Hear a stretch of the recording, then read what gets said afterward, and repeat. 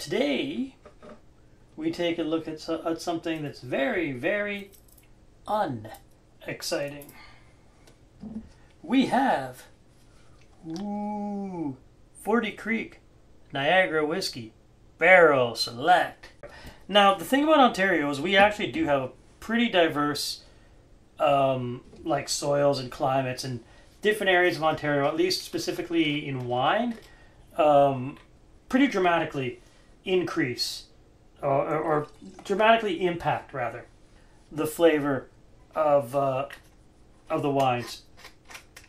For a short period, I worked at a wine store, and I had to do the Wine Council of Ontario course and test. So that's kind of my formal knowledge of tasting and enjoying beverages. Niagara is one of the better regions for wine in Ontario. Does it stand the same for whiskey? Well, just because it's distilled there doesn't mean the ingredients were grown there. Ignore the background noises. That's just my computer doing anything. Actually, you know what? I think it's time to put the slow jazz on again.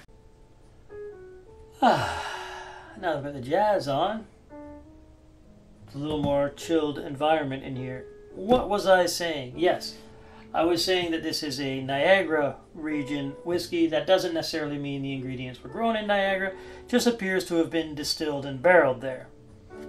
Okay, any important information on the bottle here? Let's see. Distinctly smooth. 40 Creek Niagara Whiskey Barrel Select. Ooh, they selected the barrel, that's for sure. The master blender is Bill Ashburn. I have no idea what that is. 40 Creek. Ooh, Whiskey Maker of the Decade. Canadian Whiskey Awards. To be honest and straightforward, if you win an award from like the Canadian Whiskey Awards, the bar's not set too high. We do have a handful of complex, nice whiskeys here, but it's not like Scotland or Ireland or even like, you know, the bourbons in America. There's not an enormous amount of diversity in Canadian whiskey. This is my personal experience and what I'm saying on it. That being said, is there anything else important on this bottle? It says Canadian whiskey. On the back, what does it got? 40 Creek Distillery, Grimsby, Ontario. And a little picture of a lady who's pregnant, shouldn't be drinking. That's that. 40% alcohol by volume. Let's go ahead and give this a sniffy sniff. Well, it is what it is on the nose, Canadian whiskey. To be honest, I feel like whatever this is the base to some of the Wayne Gretzky whiskeys, which surprisingly surprised me. So it actually has kind of a nice nose. So you get your standard whiskey smells on here. The strong alcohol smell, a little bit of caramel, that kind of stuff. Vanilla, a bit. Maybe maraschino cherry, but I don't know. You'd be reaching to say that. Smells like Canadian whiskey. I can tell you right now, even though it's a lower alcohol count, it has way more burn. It is a burny whiskey. I'm going to throw this in ginger ale if I'm going to drink it, to be honest. The sweetness holds up. It's your caramely brown sugar, you know, sort of stuff. Not quite butterscotch, not a lot of depth. It's all on the top, it's all bright. It's all hit you on the palate quick, disappear. The finish, it's there. It's not bad. Finishes like some, I'd say similar to some really budget Canadian white wines. Close to like a $7 Sauvignon Blanc, which you probably can't get anymore. Probably more like $9 now. Nothing fancy, nothing extravagant. If you like whiskey, you'll like it. If you want to mix, you mix it. I would say this is a good one to mix with. It reminds me of some of the sweetness reminds me of some of the stronger rums. So, you know, maybe with Coca-Cola, maybe with ginger ale, that kind of thing. So now that I've sat with a bit and walked downstairs, closed some doors, came back. There is a bit of a lingering aftertaste. It's pretty clear this was aged in wine barrels, even though the bottle doesn't say it.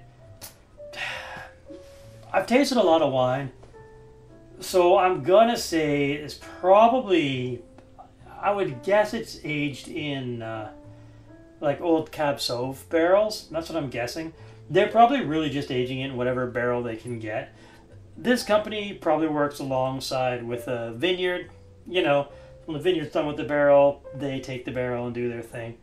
I can't confirm any of that, but I feel like that's kind of how things go around here.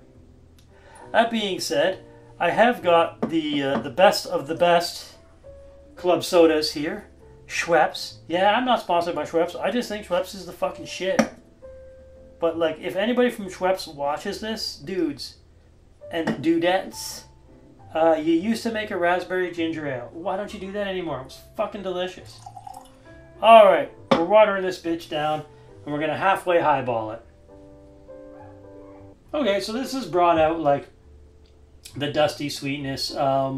Like if you were to take a jar that had brown sugar in it, but it's empty and there's just kind of like the brown sugar powder on, and you smell it, that's what's happened to the sweetness to the nose. Yeah, nothing too complex.